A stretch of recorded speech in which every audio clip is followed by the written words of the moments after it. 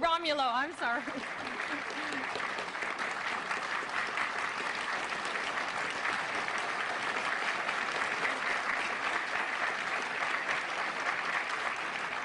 The Associated Press diplomatic correspondent, George Guetta.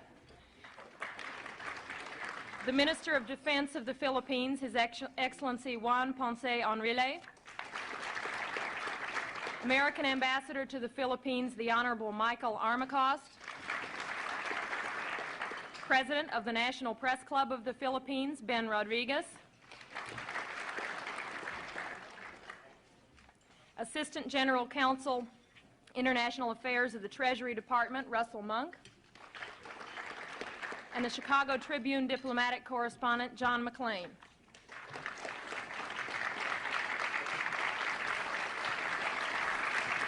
Thank you.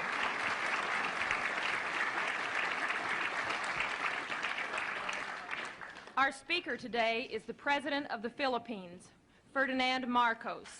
It has been 16 years since President Marcos came to the United States on an official visit, and 16 years since we first welcomed him to our podium at the National Press Club. When he appeared before us then, he had just been elected president of the former American colony, which became an independent nation in 1946. We knew Marcos was a war hero. He got so many medals in World War II that when the young Major Marcos met four-star General Omar Bradley, the general saluted him. We also knew he was a persuasive fellow. How else could he have managed to get his wife, who is known to be strong and bright, to marry him after they'd known each other for only 11 days? And we knew he was experienced in overcoming political adversity. After all, the first case Mr. Marcos ever won as a lawyer was when he successfully defended himself from prison against a charge of murdering a political opponent of his father. The president of the press club at that time, Win Booth, remarked at the great warmth of the greeting Mr. Marcos received in 1966 and said, and I quote, "Your very presence reminds us that you and your great people are the faithful allies of our country in time of trouble. And that, sir, is something the American people and the men and women assembled in this room are not about to forget," end quote. But much has happened in those 16 years. In the interim, Mr. Marcos declared martial law, or what he called constitutional authoritarianism, and did not lift it for 11 years. There have been charges of corruption, abuses of human rights, and political repression, and recently the Archbishop of Manila called openly for him to resign. But through it all, Mr. Marcos has remained president, and this week, President Reagan warmly welcomed him, stressing the many common ties between the two countries. The New York Times recently said, quote, "In a country that is deeply sensitive to style, Ferdinand Marcos has it, and it has allowed him to take the sweeping actions that in essence converted the nation from an ill-functioning, raucous but free democracy into his personal fief and seemingly permanent possession," end quote. President Marcos comes to us today as the head of a nation with a long friendship with the United States, a nation considered crucial to America's defense strategies in Asia. We are eager to hear what Mr. Marcos has to say. It's my pleasure to present to you Ferdinand Marcos, President of the Philippines.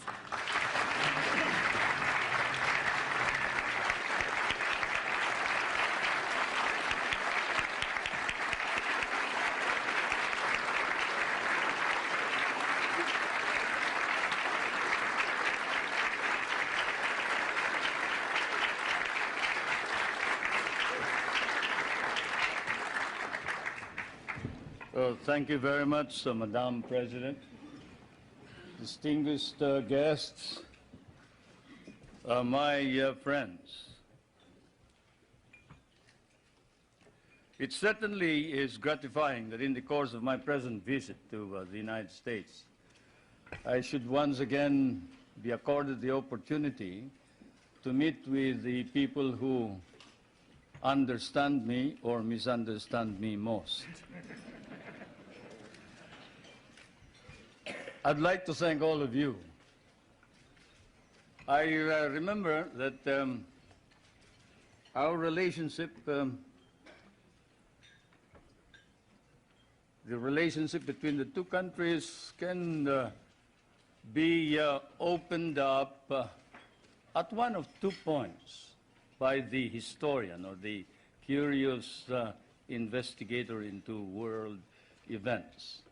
One, the military, which was Admiral or then Commodore Dewey, sinking the Spanish fleet under Montojo on May 1st, 1898 in Manila Bay, and with the help of the Filipino revolutionaries under General or President Emilio Aguinaldo, who then proclaimed the first Philippine Republic. Incidentally, President Emilio Aguinaldo was the grandfather of Prime Minister Cesar Virata, who is here. My grandfather only commanded the revolutionary forces. We have changed places since then.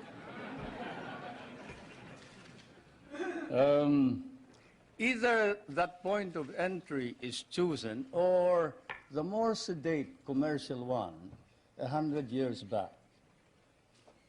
1796, the brig Astrea, sailing out of Salem, Massachusetts, towards Lisbon, and then to Manila, selling her wares there for 5 months, carrying that amateur and self-taught mathematician and navigator, Nathaniel Blow-Ditz, whom you must have heard, who later, in 1806, authored The Practical American Navigator, for he had discovered the simple way of determining longitude through the long voyage across the Pacific. The American government bought the rights after 2 editions, and it has become standard text for all those who study salesmanship from Kings Point to Annapolis.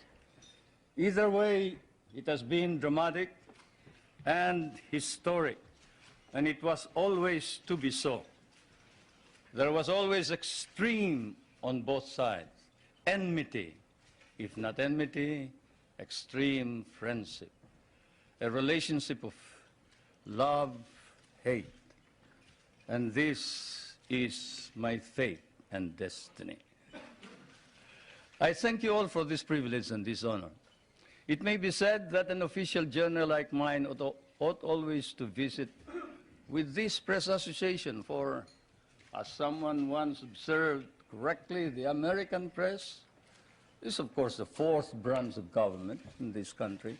And then also it is well to remember that the so-called solicitude with which Americans regard developments in the Philippines is perhaps now more pronounced than in the devoted reportage by the American press on our country.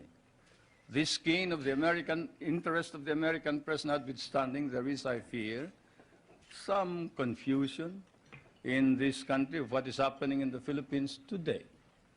It has been one of the shocks I encountered while preparing for my present journey, and also upon arrival here in Washington, to read in one of your outstanding papers a statement to the effect that the Philippines is still under military rule, which it is not, and that there is no civil government. Such misstatements, whether intended or otherwise, conveniently merge with more accurate reporting about the true situation in the country, resulting in much confusion and misimpressions about our country, require clarification. So perhaps I should begin by stating first a few basic facts about our country without too much embroidery. The Philippines is a republican state with a duly elected government at national and community level. We have a national constitution duly drafted by a constitutional convention elected and convened in 1970 and duly ratified by our people in 1973. Under that constitution, ours is a modified form of presidential government with a National Assembly constituted by assemblymen elected by regions in 1978 and a president directly elected by the people in 1981. Legislative power is vested in that National Assembly, while the executive power is vested in the President. And the party in power, the party that won the most number of members in this National Assembly, choose the leader of the legislature, and the leader is the Prime Minister, and he's no other than Prime Minister Cesar Virata.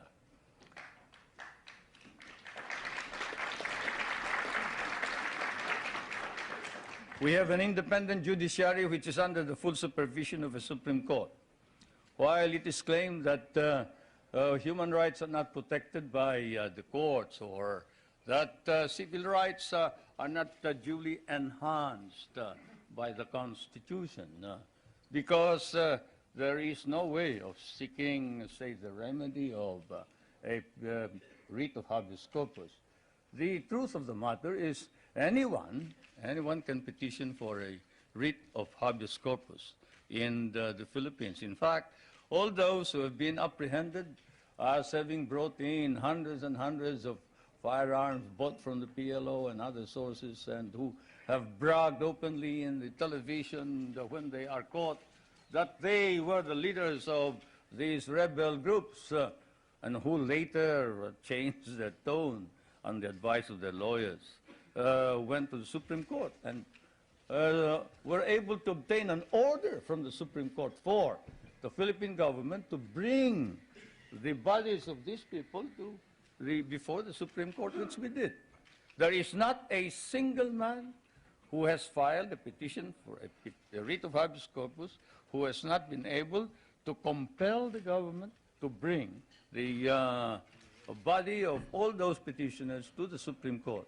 In fact, the Supreme Court ordered an investigation on the allegations of torture, and the results were negative. The doctors testified that they examined all of these persons, all these petitioners, during the period of confinement, and they never complained about any mistreatment or torture, and some indiscreet remark indicated that this was merely said on the advice of the lawyer as a preparation for defense in the criminal trial. Now let's review the overall measures. All measures that have been issued by the President were issued at his instance alone? No. They are issued after a meeting of what is known as the party caucus. You who have studied constitutional law know that in a modified parliamentary or presidential form of government, the President actually doesn't make the decisions. He may lead the party, and therefore in the caucus he may exert influence in the caucus, but the caucus decides what is going to happen, what is the policy to be adopted. In fact, our Constitution institutionalizes this procedure and states that the program and policy of government shall be adopted by the cabinet, submitted to the President for approval, but shall be responsible to the members of the National Assembly or the Batasang Pambansa, and for which the Prime Minister must stand. If he is rejected, then he must quit, he must resign, and a new Prime Minister must be appointed. Now, all cases are appealable to the Supreme Court, including cases of security against the state. We have a system of local government and administration throughout the country. In all, there are 73 provinces, 60 cities, 1,502 municipalities, 42,000 barangays, in each of which there are regular elections. Barangays are the villages. We just had elections this year. The election for president occurred in 1981. Under the Constitution, the people have a right of recall. They can recall anyone who has been elected by 1/5 of all the voters who voted in the last elections. A vote of 1/5 will suffice to call a new election for any given post. Our Constitution likewise provides for a Bill of Rights, which guarantees protection of the political and civil rights of all individuals, regardless of color or creed. Incidentally, that statement allegedly made by Cardinal Sin has been denied by Cardinal Sin. I was surprised that you haven't heard about it. This just goes to prove that there is some time lag when you move towards the West.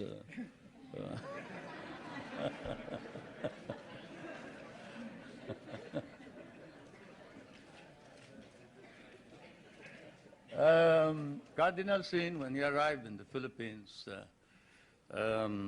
appeared before some of our friends and said, look, there is no quarrel between the church and state, and the church and state are separate. I have no intention of intervening in political affairs. I have not stated that the president should resign. That's his business. That's the business of the people. He was elected by the people, and I'm not about to say anything about this. That's why I'm surprised that here you make much of it. But I suppose that's part of news. It's good copy.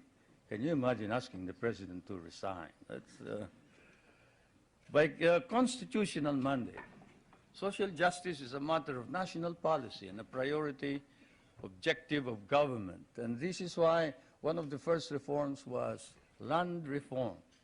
You know, when I proclaimed martial law, I didn't proclaim martial law alone. I didn't proclaim martial law alone. It is made to appear as if I just signed the decree and said, I impose martial law on each and every one of you. No. I asked the legislature to please pass a law proclaiming martial law because there was anarchy in the country. Now, let me say this. The opposition was strong. And they were members of the Security Council, and somehow they adopted a resolution which required that there be a unanimous vote for the armed forces to be able to move. And therefore, the armed forces was immobilized. At the same time, I asked the opposition party to come and join me in a coalition government. I offered one half of the cabinet. And of course, they laughed at me and said, why should we join you? We're going to take over the government. By the time you are through with the exercise, you're dead, politically and otherwise. So, and they refused to join me. I asked the advice of the judiciary. I asked the Supreme Court justices, the Court of Appeals justices, and the members of the private sector. And all of them told me there's only one man who can proclaim martial law, and that is the president. And you are it. You are the only one who can proclaim martial law. This is why I must carry this particular mark in our history. I could not have transferred it to the legislature. Why? Because the legislature did not have the power. What does the Constitution provide? The President shall be the Commander-in-Chief of the Armed Forces of the Philippines, and he may order the armed forces out to quell any disorder, riot, rebellion, invasion, insurrection, and in case of invasion, insurrection, rebellion, or imminent danger thereof, when the public safety requires it, he may suspend the privilege of the writ of habeas corpus or proclaim martial law throughout the Philippines or any part thereof. What does that provision provide? It provides that only the President can proclaim martial law. I repeat, that is why I had to assume responsibility. And I am not one for shirking duty. The people said there was necessity for proclaiming martial law.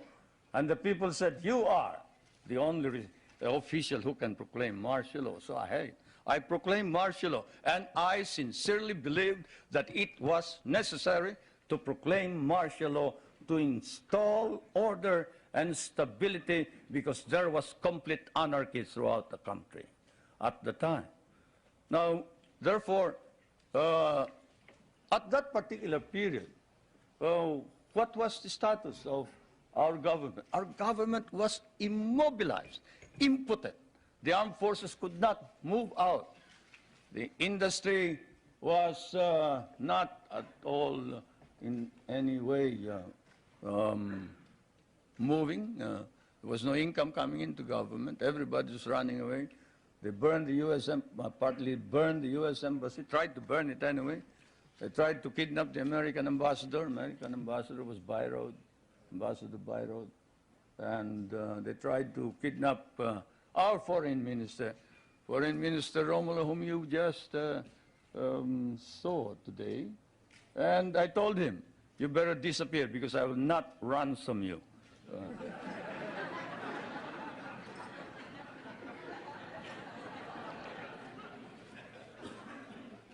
But whatever it is, they burned the Manila International Airport, they bombed the Supreme Court, they bombed the Constitutional Convention, they bombed the City Hall, they burned part of Malacanang Palace, they attempted to kidnap my children, they attempted to kill the President 8 times. There was, of course, an attempted assassination against the First Lady. You all know about that. And this required that I immediately act on it, and so I did. Now, we established land reform. We were fighting a group known as the Hukbalahap, Hukbong Nagpapalaya ng Bayan. It was socialist inclined. It was leftist. But they were friends of mine because we had fought in the Second World War together. And so I approached them and I said, look, I'm going to establish land reform. If you're fighting for land reform against the feudalistic agrarian system, then you must join me. And they did. I want to introduce to you the leader of that rebellion, who is now present and is a part of the government, Mr. Luis Taruk.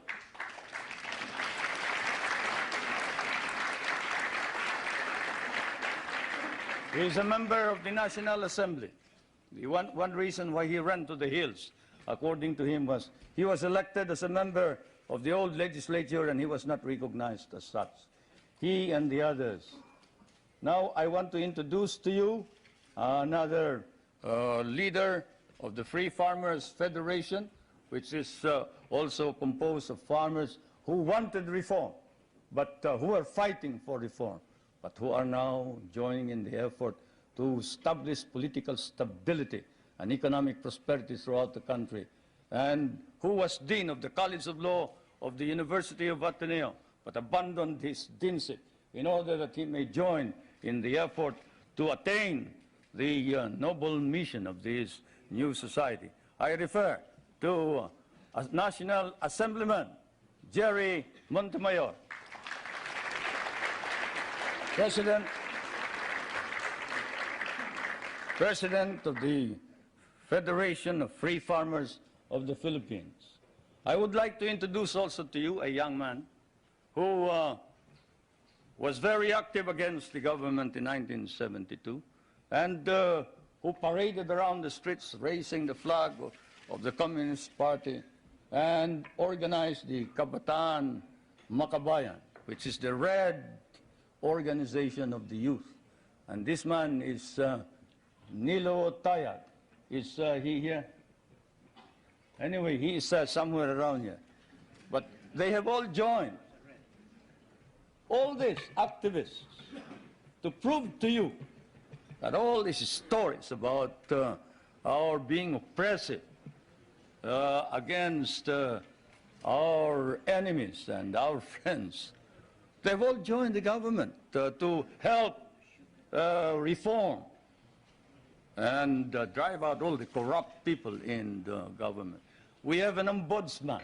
We are the only country with an ombudsman. You know what an ombudsman is. He is the officer who watches over the corrupt officials of government. And this man has charged more than 1,000 officers and employees and sent most of them to jail. Is Justice Pamaran here? He must be somewhere around. Where's Justice Pamaran? There he is. There's the ombudsman.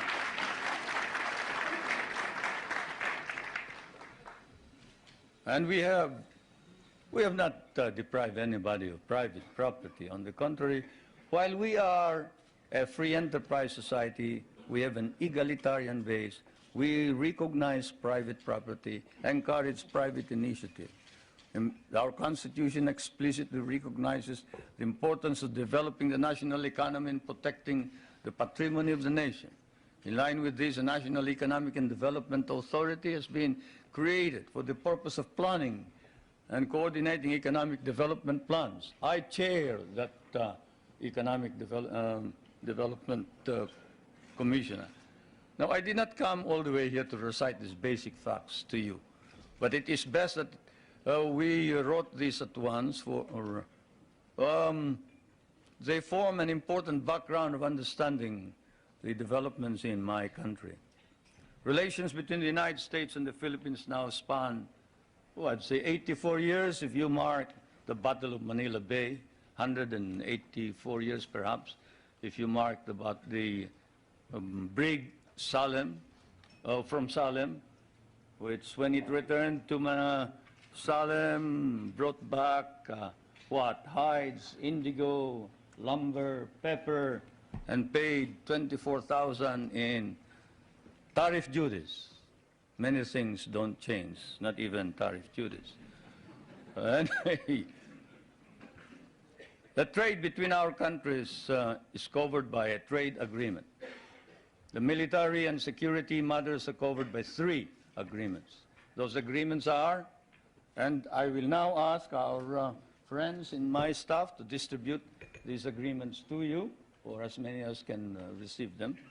These agreements are the Mutual Defense Pact, the Military Assistance Agreement, and the Military Facilities Agreement, which is due for review this coming year.